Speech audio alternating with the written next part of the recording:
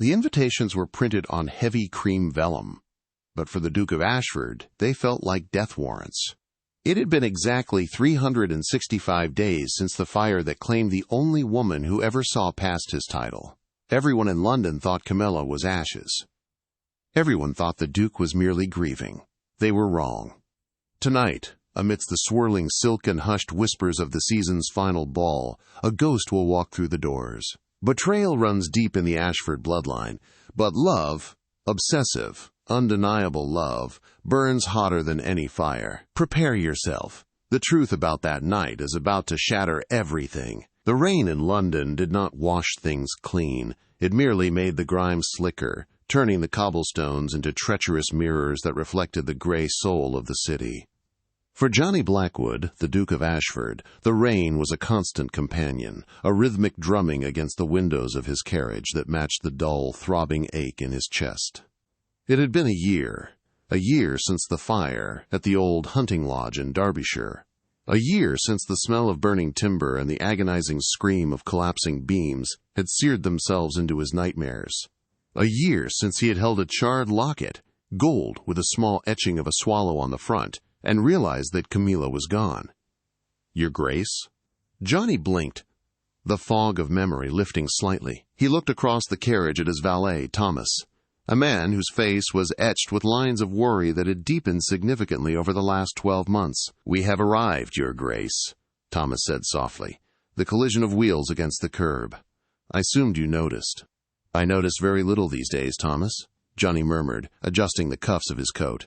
It was black. Everything he wore was black. The ton whispered that he was taking his mourning to a theatrical extreme, that a duke should not mourn a governess with the intensity of a widower. But Johnny did not care for the ton. He cared only for the silence that had consumed his life. They were outside the monolithic residence of Lord and Lady Cunningham. Tonight was the Winter's End Ball, the final, desperate gasp of the social season before the aristocracy retreated to their country estates to breed horses and complain about the harvest. Johnny had refused every invitation for a year, but Lady Cunningham was his godmother, a formidable woman who had marched into Ashford House 3 days ago, poked him in the chest with her cane, and demanded his presence. "You look like a corpse, Johnny," she had said, "and while you may wish to be one, you are still the head of this family. You will attend. You will dance. You will pretend to be alive, or so help me, I will have the king himself drag you out." So here he was, pretending. He stepped out of the carriage. The air was cold, biting at his exposed skin. The entrance to the Cunningham estate was ablaze with gaslight, a beacon of warmth and artificial joy. He could hear the music spilling out, a waltz, light and frivolous. It sickened him. "Shall I return at midnight, Your Grace?" the coachman asked. "Make it 1, Johnny replied, his voice devoid of emotion. "I suspect escaping early will prove difficult." He ascended the stairs, the weight of his title pressing down on him like a physical burden. The footmen bowed low, their eyes darting up to catch a glimpse of the recluse Duke. He ignored them. He handed his hat and gloves to an attendant and straightened his spine. He was a Blackwood. He could endure torture. He could certainly endure a ballroom. The announcer at the top of the grand staircase cleared his throat, his voice booming over the chatter of the crowd. "His Grace, the Duke of Ashford!" The silence was instantaneous. It rippled through the ballroom like a shockwave. Conversations died mid-sentence. Fans froze. Hundreds of eyes turned upward, fixing on the tall, dark figure standing at the precipice of the stairs. Johnny looked down at them with cold detachment. He saw the hungry eyes of mothers with unmarried daughters, the calculating stares of political rivals, the pitying glances of those who knew the rumors. He descended slowly, each step a performance of stoicism. "Johnny!" Lady Cunningham bustled forward, a sea of purple silk parting the crowd. She looked relieved, though her eyes remained sharp. "You actually came. I owe Lord Heston 5 guineas. "Always happy to aid in your gambling habits, Aunt Margaret," Johnny said, taking her hand and bowing over it. "Don't be cheeky. You look thin." She squeezed his hand. But you are here. That is what matters. Now, circulate. Talk to people. Prove you aren't a vampire." Johnny drifted through the room like a specter. He exchanged meaningless pleasantries with men whose names he barely remembered and avoided the gaze of debutantes who fluttered their eyelashes in his direction. The champagne in his hand grew warm, untouched. His mind drifted back to Camila. Camila with her ink-stained fingers and her laugh that sounded like honest bells. She had been the governess to his young ward, his niece, Eloise. It was a cliché, he knew, the Duke and the governess. But there was nothing cliché about the way she challenged him on tax reform, or the way she read poetry with a cadence that made his heart ache. They had planned to run away. He was going to abdicate his responsibilities, pass the title to his dissolute cousin, and take her to Italy. They had a plan. They had a future. Then came the fire. The investigation said it was a stray ember from the hearth. Johnny believed it was the devil himself coming to collect a debt. "Excuse me, Your Grace." Johnny snapped back to the present. A young woman in a pale blue dress stood before him, trembling slightly. She was pretty in a conventional way, blonde and blue-eyed, terrified of him. "My mother. She wondered if you might have a space on your dance card." Johnny looked at her, exhausted. He was about to deliver a polite but firm refusal when he felt it. A pull. A physical sensation, like a string tied to his sternum being yanked tight. The hair on the back of his neck stood up. The air in the ballroom seemed to shift, the pressure dropping as if a storm were imminent. He looked past the trembling girl, past the swirling dancers, toward the far side of the room near the terrace doors. The crowd had thinned there, allowing the cool night air to drift in. Standing in the shadows, half obscured by a large potted palm, was a figure. She was wearing red, a deep blood-red velvet that absorbed the light rather than reflecting it. Her back was to him, her dark hair piled high in an intricate style that Camila never would have worn. She was speaking to a man, Lord Sterling, a man of dubious reputation and immense wealth. Johnny's heart hammered against his ribs. It was impossible. It was madness born of grief. The woman turned. Time didn't just stop. It shattered. The music warped into a dull roar. The colors of the ballroom bled into gray. All Johnny could see were those eyes. Amber, flecked with gold. Intelligent, fierce, and unmistakably hers. It was Camila. She looked different. Her skin was paler. Her posture more rigid. Her makeup heavier. But the architecture of her face, the high cheekbones, the slight curve of her nose, the way her lips pressed together when she was thinking, was burned into his soul. She was laughing at something Lord Sterling said. Then, as if feeling the weight of Johnny's stare across the expanse of the ballroom, her laughter died. She slowly turned her head. Their eyes locked. For a second, Johnny saw raw, naked panic flash across her face. It was the look of a deer caught in the sights of a rifle. Then, just as quickly, it was gone, replaced by a mask of cool indifference that he had never seen her wear. She didn't run. She didn't scream. She simply held his gaze, a challenge in her eyes that chilled him to the bone. "Your Grace?" the girl in the blue dress squeaked, terrified by the sudden intensity radiating from the Duke. Johnny didn't hear her. He dropped his champagne glass. The crystal shattered on the marble floor, the sound like a gunshot in the polite chatter. He moved. He didn't walk. He stalked, cutting a swath through the crowd, ignoring the gasps and the startled cries as he bumped into people. His eyes were fixed on the woman in red. Camila. She saw him coming. She said something to Lord Sterling, who looked up, surprised, and then she turned and slipped through the terrace doors, into the night. "Camila!" Johnny roared, his voice cracking. He burst through the doors, the cold air slapping his face. The terrace was empty, save for a few smoking gentlemen who looked at him in alarm. He ran to the stone balustrade, looking down into the sprawling, darkened gardens. A flash of red moved near the maze. He vaulted over the low wall, landing heavily on the grass, ruining his boots, and sprinted into the darkness. He ran until his lungs burned, tearing through the manicured hedges, driven by a desperate, frantic need to touch her, to prove she was real. He rounded a corner near the central fountain and skidded to a halt. She was there, standing by the water, her chest heaving, the red dress stark against the pale stone of the fountain.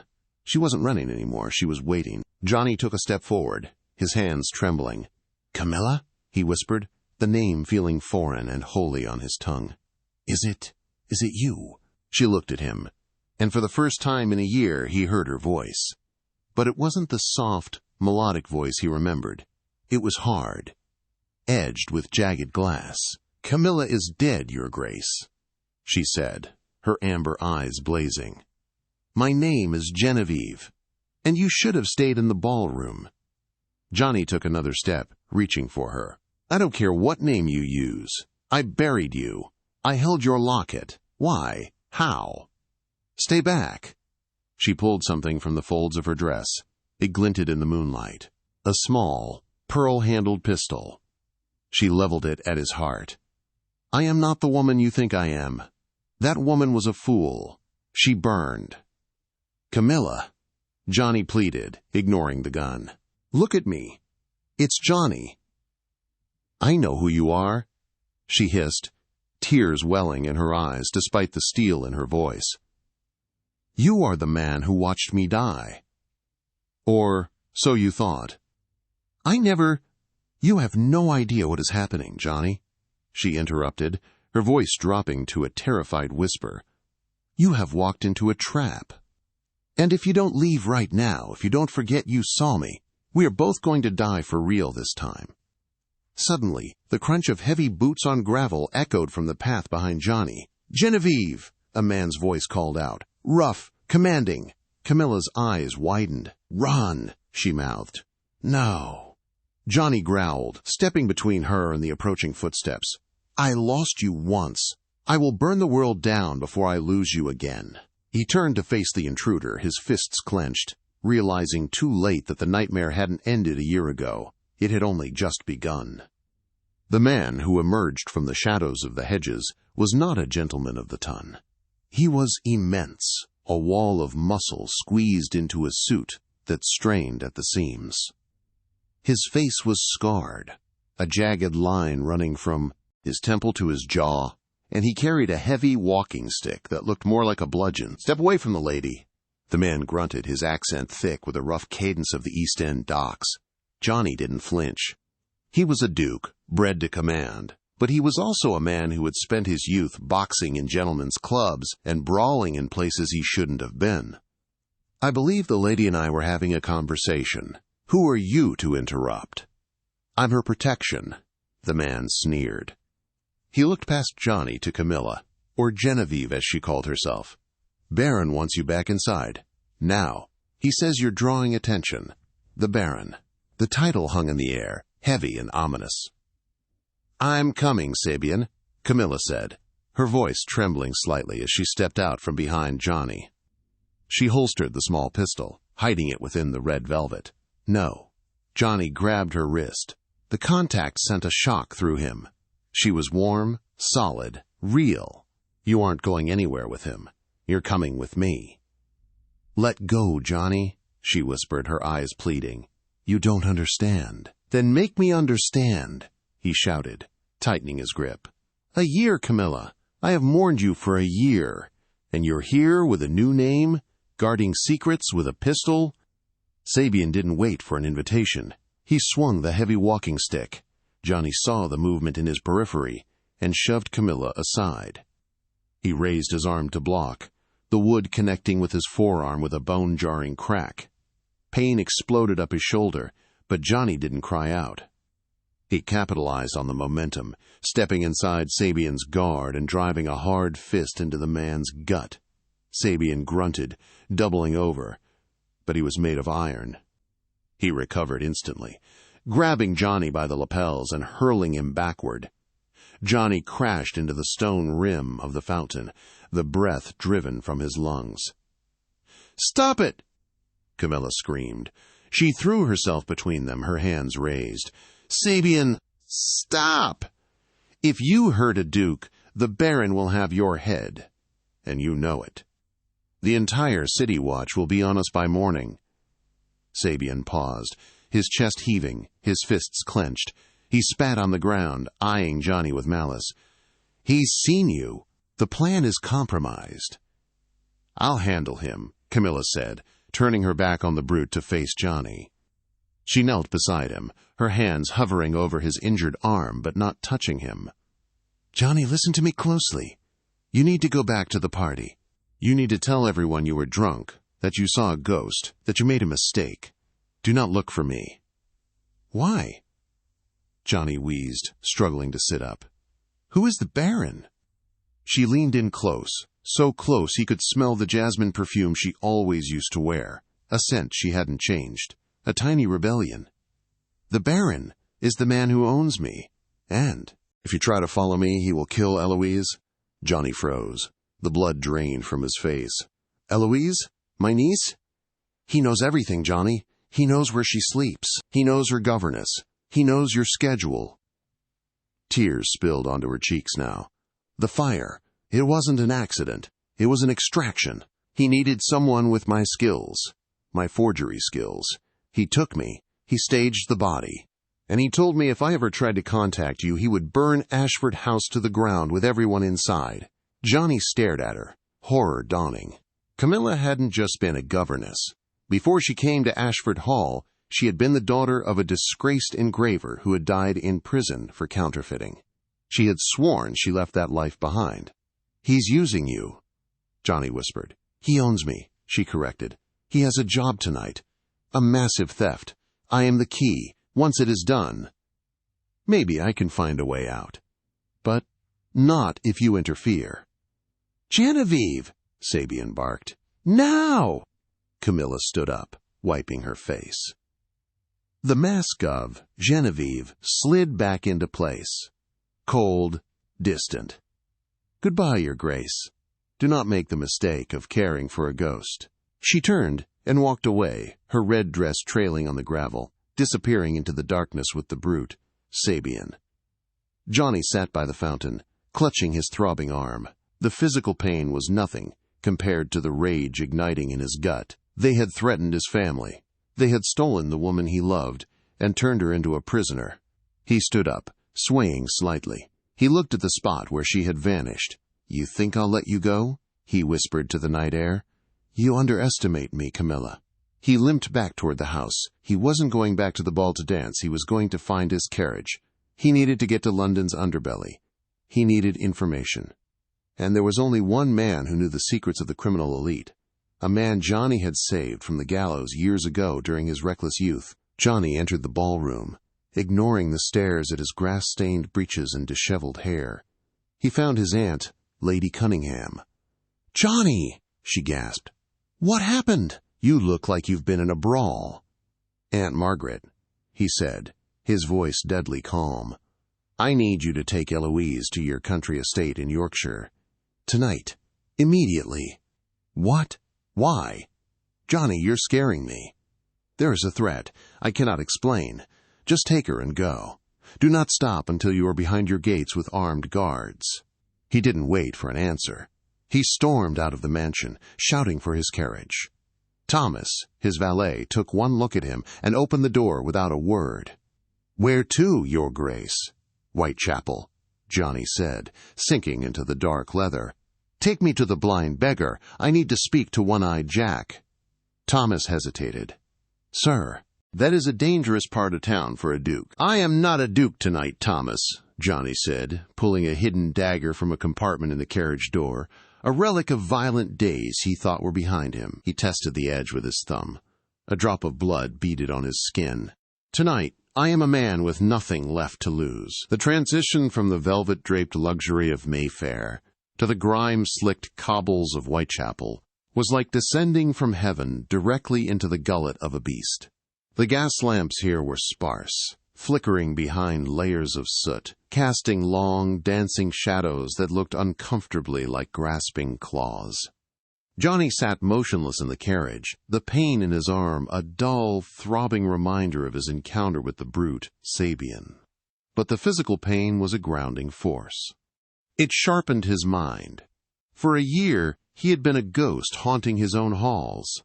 Now, fueled by a mixture of rage and terrified hope, he felt alive for the first time since the fire. "We are here, Your Grace," Thomas said, his voice tight. He peered out the window at the dilapidated sign swinging in the wind. The blind beggar. "I shall keep the horses ready. Please, be careful." "If I am not back in an hour," Johnny said, checking the small dagger in his boot and the heavy sovereign rings on his fingers. "Drive to the city watch. Tell them everything." Johnny stepped out.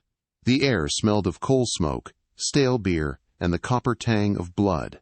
He pulled his collar up, hiding the fine silk of his cravat, but there was no hiding the quality of his coat or the way he walked. In Whitechapel, a man walked with a stoop to avoid attention, or he walked with a strut to invite a challenge. Johnny walked with the stride of a man who owned the ground beneath his boots. He pushed open the heavy oak door. The noise inside, a raucous cacophony of shouting, gambling, and a fiddle being played badly, died down almost instantly. It was the second time that night Johnny had silenced a room, but this silence was different. It wasn't born of respect. It was born of predation. 50 pairs of eyes assessed him. They saw money. They saw a soft aristocrat lost in the wrong part of town. A large man with a beard like a scouring pad stood up from a table near the door, blocking Johnny's path. "Lost your way, pretty boy? The opera is across the river." Johnny didn't stop. He didn't even slow down. "Move," he said, his voice low and distinct. The man laughed, reaching out a grimy hand to grab Johnny's lapel. "I think you owe a toll for—" Johnny moved with the precision of a coiled viper. He caught the man's wrist, twisted it sharply until the joint popped with a sickening crunch, and drove his heel into the man's. Instep. As the man howled and doubled over, Johnny shoved him aside, sending him crashing into a table of drinks. The room erupted. Knives were drawn. Chairs scraped back. "Enough!" A voice cracked like a whip from the back of the room. The patrons froze. Emerging from a dark booth was a thin, wiry man with a patch over his left eye and a suit that was surprisingly well tailored for the setting. He held a glass of gin in one hand and a lit cigar in the other. "One-eyed Jack," Johnny said, stepping over the groaning man on the floor. "Duke," Jack replied, a grin revealing gold-capped teeth. "I haven't seen you since you were a wild boy betting on bare-knuckle fights. I heard you went respectable. Then I heard you went mad with grief." "Rumors are often exaggerated," Johnny said, reaching Jack's table. "I need information, and I am willing to pay." Jack gestured to the empty seat opposite him. "Sit. Drink. My gin is essentially turpentine, but it clears the sinuses." Johnny sat but ignored the drink. He placed a heavy pouch of coins on the table. The gold clinked softly, a sound that drew every eye in the room. But no one dared approach One-Eyed Jack's table. "I am looking for a man called the Baron," Johnny said. Jack's single eye narrowed. He took a slow drag of his cigar. "That's a dangerous name to whisper, Your Grace. The Baron isn't a common street thug. He's the spider in the center of a very large, very poisonous web." "He has something of mine," Johnny said, his jaw tightening. "He has a woman. A forger. Goes by the name Genevieve." Jack let out a low whistle. "Ah, the ghostwriter. Best hand in London. Can copy the king's signature better than the king himself. I heard she died in a fire." "She didn't. He has her. Who is he, Jack?" Jack leaned in, lowering his voice. "The Baron is the underworld alias of Lord Arthur Sterling." Johnny felt the blood drain from his face. Sterling. The man Camila had been talking to at the ball. The man with the dubious reputation. Sterling wasn't just a dissolute gambler. He was a crime lord. He had been playing both sides of society, drinking with dukes by day and running the black market by night. "Sterling," Johnny muttered. "He was at the Cunningham ball. He's planning his masterpiece tonight," Jack said, tapping the table. "Word on the street is that he's been grooming this Genevieve for a year. breaking her spirit, making her perfect. Tonight he intends to rob the royal archives. The archives? Why? Not for gold, Jack said, his eye gleaming. Land deeds, bearer bonds, documents that date back centuries. Specifically, he's after the deed to the port of Bristol. It's held in trust. If he swaps the real deed for a forgery transferring ownership to a shell company he owns, he becomes the richest man in the empire overnight. And the government won't know until it's too late. Johnny stood up, his chair scraping loudly. Where are the archives? Somerset House. The vault is in the basement. Heavy security, but if he has the ghostwriter, he doesn't need to break in. He just needs to walk in with forged papers authorizing Anne. Inspection. He threatened my niece, Johnny said, his voice trembling with fury. He used her to force Camila to do this. Then you better hurry, Jack said, pocketing the gold pouch. Sterling is a man who ties up loose ends. Once the forgery is done and the swap is made, he won't need a witness who can prove the documents are fake. He'll burn her, just like he did the first time. Johnny turned to leave, but stopped. Thank you, Jack.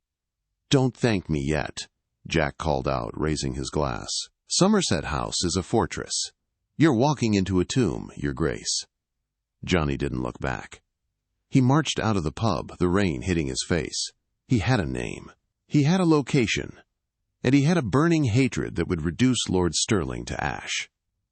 Somerset House was a sprawling neoclassic palace on the banks of the Thames, a monument to British bureaucracy and power. At night, it was a fortress of shadow and stone, the river lapping quietly against its foundation. Johnny directed the carriage to stop 2 streets away. He couldn't risk the noise of the horses alerting the guards. He instructed Thomas to wait with a pistol in his lap. If you hear gunshots, Johnny said, drive away. Go to the police. I am not leaving you, sir, Thomas said, his face pale but determined. Just do as I say, Thomas. Eloise needs a guardian if I fail. Johnny moved through the shadows of the alleyways, approaching the service entrance on the east wing. He knew the layout of Somerset House. He had served on the Treasury Board years ago. He knew the guards changed shifts at 2 a.m. It was 1:45 a.m. He waited, pressed against the cold brick, watching the 2 uniformed guards by the gate. They were chatting, relaxed, expecting a quiet night. Suddenly, a black carriage rolled up to the main gate. It was sleek, unmarked, and the horses were muffled with cloth wrapped around their hooves. The carriage stopped, and a man in a guard's uniform, but clearly not a guard, stepped out of the shadows to open the gate. Inside help, Johnny realized. Sterling had bought the security. The carriage rolled into the courtyard. Johnny used the distraction to scale the perimeter wall. It was a difficult climb, the stones slick with rain, but desperation gave him strength. He vaulted over the top, landing in a patch of ornamental bushes. He watched as 3 figures exited the carriage. Sterling, looking immaculate in his evening wear, Sabian, the brute with the scar, and Camila. She was still in a red dress, but now she wore a heavy cloak. She looked small between the 2 men, her head bowed. Sabian had a hand firmly on her upper arm, steering her like a prisoner. They entered the main building through the side door. Johnny waited a beat, then followed, slipping through the door before it fully latched shut. The interior was dimly lit by gas sconces turned low. The air smelled of old paper and wax. Johnny followed the sound of their footsteps, his own boots silent on the marble floor. They were heading down, toward the vaults. He trailed them down a spiraling stone staircase. At the bottom, a massive iron door stood guarded by 2 more men. Sterling produced a document. The guards, bribed or fooled, nodded and began to unlock the heavy mechanism. Click, clank, groan. The door swung open. Johnny hid behind a pillar as they entered the vault. He waited for the guards to turn their backs, then moved. He struck the first guard with the pommel of his dagger, knocking him unconscious instantly. The second guard turned, eyes wide, but Johnny was already there, delivering a swift uppercut that sent the man crumpling to the floor. He dragged the bodies into the shadows and approached the open vault door.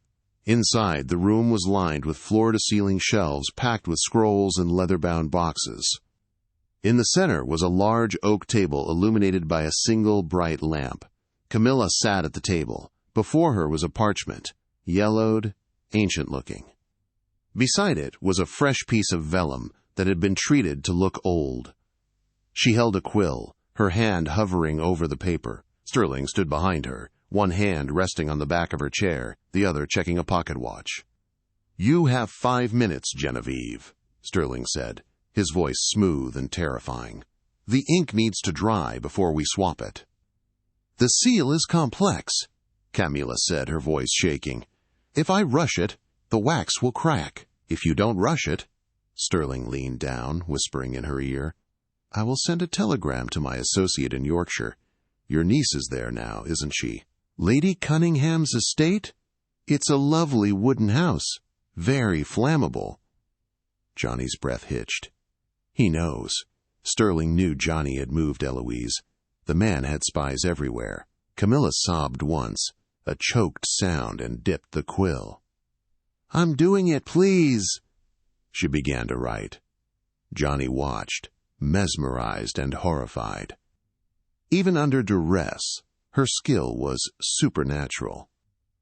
She wasn't just copying the handwriting. She was copying the pressure, the flow, the very soul of the original scribe from 100 years ago. Sabian was standing by the door, his back to Johnny. Johnny knew he had to act before the forgery was complete. Once Sterling had the paper, Camila was expendable. Johnny scanned the room. There was a heavy brass candelabra on a shelf near the entrance. He took a breath. He had to take out Sabian first. He stepped into the light. "Sterling!" The 3 figures jumped. Sabian spun around, reaching for his pistol. Johnny didn't hesitate. He threw the heavy candelabra. It spun through the air and smashed into Sabian's face, just as the brute pulled the trigger. The gunshot went wide, shattering a glass display case, and Sabian went down, blood streaming from his nose. "Johnny!" Camila screamed, dropping the quill.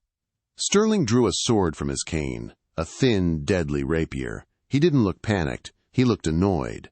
"You are persistent, Ashford." Sterling sighed.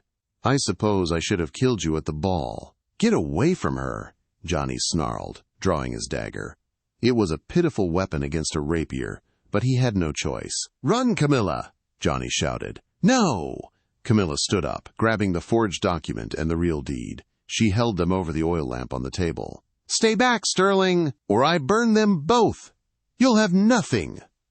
Sterling froze. His eyes darted from Johnny's knife to the flame, licking dangerously close to the papers worth millions. "You wouldn't dare," Sterling sneered. "You know the consequences." "I don't care anymore," Camila yelled, her eyes wild. "You're going to kill us anyway. I won't let you win." "Smart girl," Sterling murmured, "but not smart enough." He lunged, not at Camila, but at Johnny. The movement was a blur. Johnny tried to parry, but the reach of the rapier was too great. The steel tip slashed across Johnny's thigh, cutting deep. Johnny fell to one knee, crying out. Sterling kicked the dagger from Johnny's hand and placed the tip of his sword against Johnny's throat. "Drop the papers, my dear," Sterling said calmly to Camila. "Or the Duke bleeds out right here on the archive floor." Camila froze. The flame flickered inches from the paper. She looked at Johnny, her eyes filled with agony. "Don't do it, Camila," Johnny gasped, clutching his bleeding leg. Burn it all!" "I can't," she whispered. She moved the papers away from the flame and set them gently on the table. Sterling smiled, a cold, reptilian expression. "Excellent choice." He kept the sword at Johnny's throat. "Sabian, get up, tie them both. We are taking them with us." Sabian, groggy and bleeding, stumbled to his feet. He pulled lengths of rope from his coat. "Where are we going?" Camila asked, her voice hollow. "To the river," Sterling said. "I have a boat waiting. We need to dispose of the evidence, and sadly, Your Grace, that includes you." Johnny looked at Camila. They had lost. They were bound, injured, and at the mercy of a monster. But as Sabian roughly tied his hands, Johnny noticed something. Camilla's right hand, the one that had held the papers, was stained with ink, but as she clenched her fist, he saw her slip something small, a tiny sharp penknife used for sharpening quills, into her sleeve. She caught his eye. A microscopic nod. She hadn't given up. And neither would he. The Thames at 3 a.m. was not a river. It was a black, churning artery of death. The fog had rolled in thick and suffocating, muffling the sounds of the city until the only thing audible was the rhythmic slap of water against the hull of the small steam launch. Johnny lay on the damp wooden floorboards of the boat, his hands bound tightly behind his back with rough hemp rope. His leg throbbed with a searing, white-hot rhythm, the cut from Sterling's rapier bleeding sluggishly into his trousers. Beside him, Camila sat hunched over, shivering. She was still wearing the red dress, now stained with mud and soot, a tragic splash of color in the grayscale world. Sterling sat on a velvet-cushioned bench at the stern, a glass of brandy in his hand. He looked entirely too comfortable, like a man enjoying a sunset cruise rather than a double execution. Sabian manned the tiller, his broken nose packed with bloody cotton, his eyes fixed on Johnny with murderous intent. "It really is a shame, Ashford," Sterling mused, swirling his brandy. "I always admired your family, old money, old honor, but you lack vision. You cling to sentimentalities like justice and love. In the New World, power belongs to those who are willing to rewrite the truth." He patted the leather satchel next to him. The satchel contained the forged deed to the port of Bristol. "You won't get away with it," Johnny rasped, his voice weak. "The moment that deed is filed, questions will be asked." "No, they won't," Sterling smiled, "because the chief clerk of the records office is on my payroll. And the Duke of Ashford, who might have raised an objection, will have tragically drowned in a boating accident, along with his grieving secret mistress. A romantic tragedy. The papers will eat it up." Camila remained silent, her head bowed. But Johnny felt a subtle movement against his shoulder. They were sitting back to back. Scratch, scratch. It was a tiny sound, masked by the chugging of the steam engine. Camila was working. She had the penknife. "How is the niece?" Sterling asked suddenly, his voice dripping with mock concern. "Eloise, isn't it? 7 years old? Such a tender age to lose an uncle." Johnny surged forward, rage overcoming his pain, but Sabian kicked him hard in the ribs. Johnny gasped, collapsing back onto the wet wood. "Careful, Duke," Sabian grunted.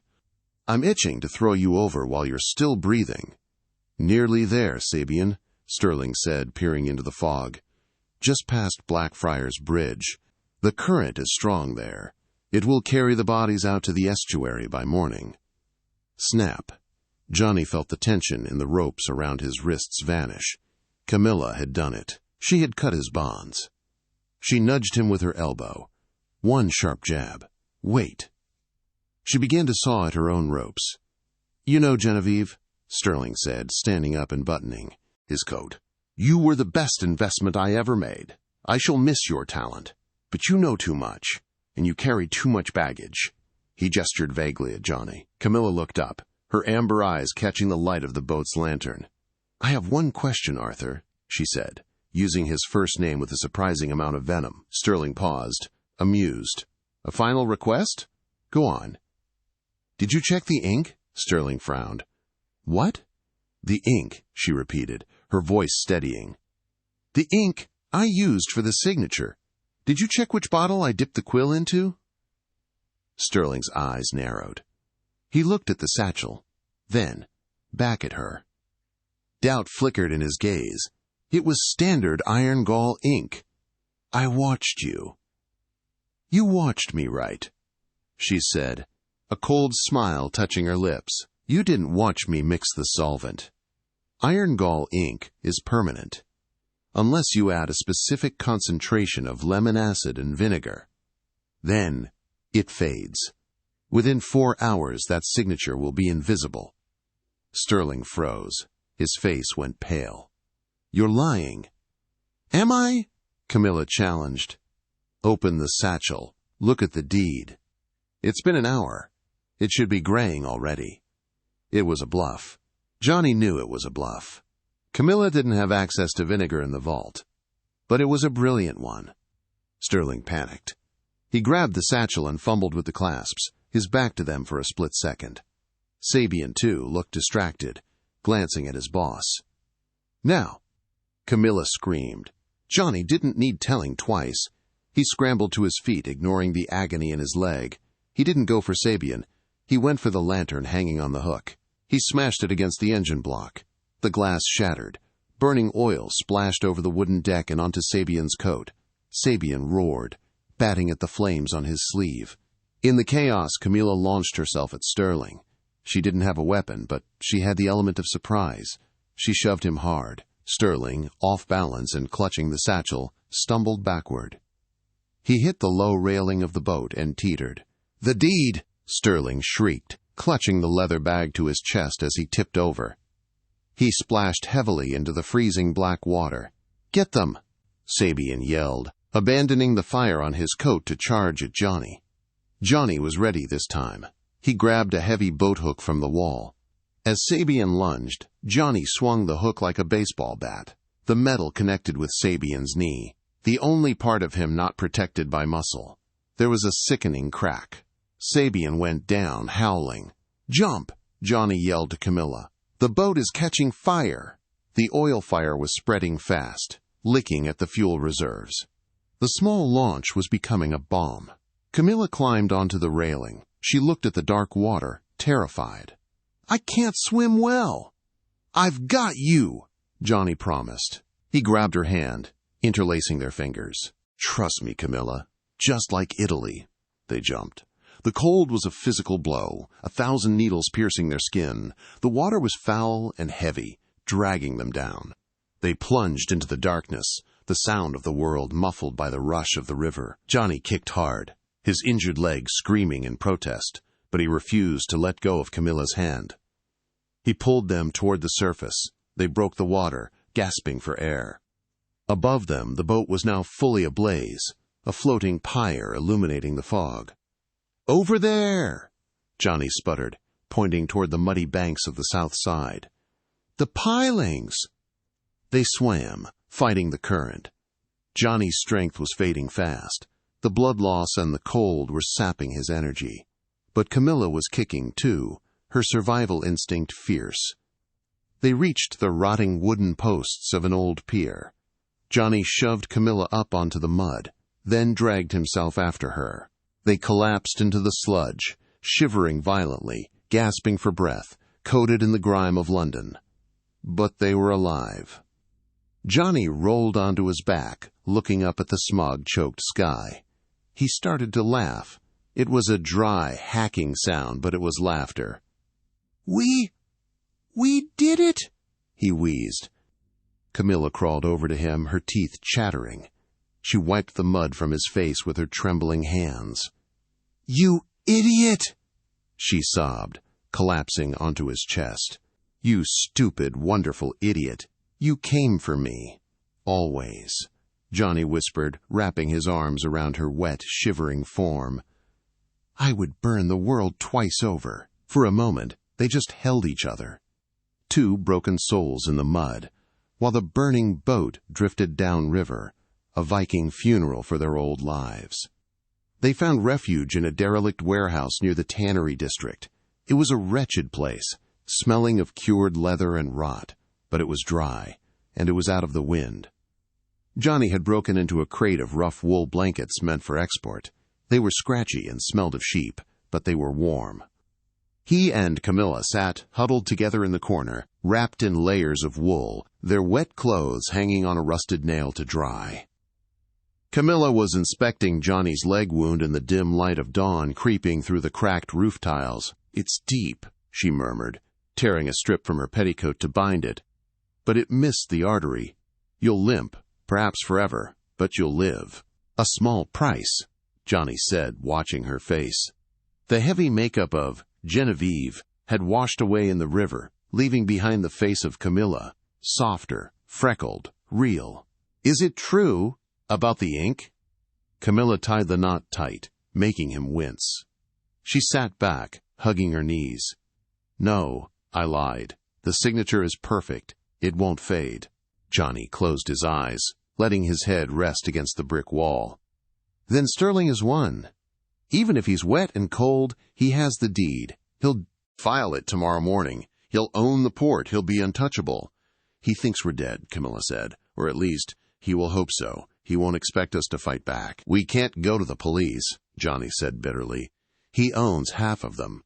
And by the time we prove the deed is a forgery, he will have already transferred the assets and disappeared. Or, worse, he'll send that telegram to his men in Yorkshire. The thought of Eloise, his innocent niece, in danger, made Johnny's blood run cold. We have to kill him, Johnny said, his voice flat. It is the only way. No, Camila said sharply. If we kill him, we become murderers. We hang. And his associates will still come after your family for revenge. She looked at him with a steely glint in her eyes. We don't kill him, Johnny. We destroy him. How? He holds all the cards. Not all of them, Camila said. She reached into the bodice of her damp dress and pulled out a small, soggy piece of paper. It wasn't the deed. It was a crumpled note. What is that? When I was in the vault, Camila explained, her voice gaining strength, Sterling was so focused on the deed, he didn't notice what else was on the desk. This is a ledger page I swiped while he was gloating. It's a list of his investors for the port scheme. Johnny took the paper. The ink was running, but the names were legible. Lord Heston, Sir Thomas More, the French ambassador. These are powerful men, Johnny realized. If they find out Sterling is swindling them.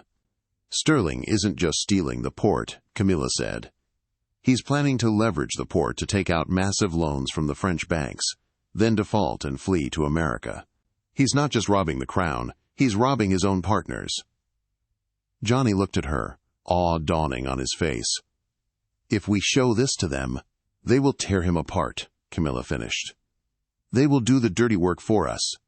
That is, hard karma, Johnny, getting the wolves to eat the wolf. But we need to get this to them before Sterling files the deed at 9 a.m., Johnny said, looking at the sliver of light growing brighter outside.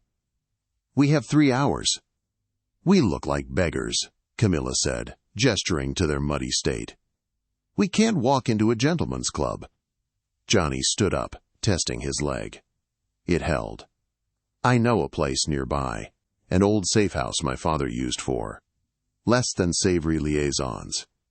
There will be clothes. There will be weapons. He reached out a hand to her. Are you ready to stop running, Camila? She took his hand, her grip firm. I stopped running the moment I saw you in the ballroom. They moved out into the gray morning of London. They were battered, limping, and exhausted, but they moved with purpose. They reached the townhouse in Cheapside. 20 minutes later, Johnny broke the lock with a brick. Inside, the air was stale, the furniture covered in dust sheets. Johnny tore through the wardrobes. He found an old-fashioned frock coat and a pair of trousers that were slightly too short but clean. Camila found a simple gray walking dress that must have belonged to one of his father's mistresses. They dressed in silence, the domesticity of the moment charging the air with electric tension. When they were ready, Johnny turned to her. He smoothed a stray lock of hair behind her ear. Camila, he said softly, if we survive this, I don't care about the title. I don't care about the scandal. I am marrying you. Camila's eyes filled with tears. You can't marry a forger, Johnny. Watch me, he said. He leaned in and kissed her. It wasn't a tentative kiss. It was a desperate, claiming thing, pouring all the fear and longing of the last year into a single moment of contact. She clung to him, her hands bunching in his coat. For a minute, the world outside didn't exist. There was only the warmth of their bodies and the beating of their hearts. Then Johnny pulled away, breathless. His eyes were hard again. The Duke was back. Let's go, he said, checking the load of the revolver he had found in the desk drawer. Lord Sterling is expecting a victory breakfast. I think we should deliver the main course. They walked out the door. The sun was rising over London, casting long shadows. Somewhere in Mayfair, Sterling was raising a toast to his own genius. He had no idea that the ghosts of his past were coming for him, armed with the truth and a list of names that would turn his life into a living hell. At 9:30 a.m., Lord Arthur Sterling raised a glass of vintage brandy in the Prometheus Club, toasting his own genius. The deed was filed. The port was his. The troublesome Duke and the forger were dead. "To the future," Sterling smirked. "A premature toast, Arthur." A voice thundered from the doorway.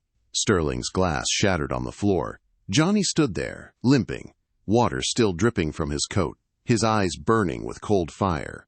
Beside him stood Camila, head held high. "Ghost?" Lord Heston, a senior member, whispered. "No," Johnny rasped, limping into the room. "Just a man who is very hard to kill," Sterling stammered, backing away. "Security! These are imposters! Arrest them!" "Sit down, Arthur," Johnny barked, the command silencing the room. He slammed the soggy ledger page onto the center table. "Gentlemen, you know Sterling is a wealthy man, but this ledger proves he is a thief who has been borrowing against your equity." Lord Heston picked up the page, his face turning purple. "My name is here, and the French ambassador's. You were planning to default and leave us with the debt?" "It's a lie," Sterling shrieked. "That woman is a forger, but it doesn't matter. I own the Port of Bristol. The deed is filed." Camila stepped forward, her voice cutting through the noise. Did you check the ink, Arthur?" "This signature was permanent," Sterling hissed. "I didn't fade the signature." Camila smiled coldly. "I used the acidic solvent on the date. By now, the heat of the lamination press has erased it. An undated transfer triggers an automatic royal investigation into your shell company." Sterling froze. He had triggered his own destruction. Panic seized him. He pulled a small Derringer pistol from his coat, leveling it at Camila. "Back! I'll kill her!" Johnny didn't hesitate. He hurled his heavy hickory cane like a javelin. It struck Sterling's hand with a sickening crunch. The gun skittered across the floor as Sterling howled, clutching his broken fingers. 2 burly footmen pinned Sterling to the carpet. Lord Heston looked down at him with disgusted pity. "Call the police!" Sterling begged, looking at the furious faces of his former friends. "Please, let the police take me." "No police," Heston said quietly. "The French ambassador is waiting in a carriage outside. He was very interested to hear how you stole his gold."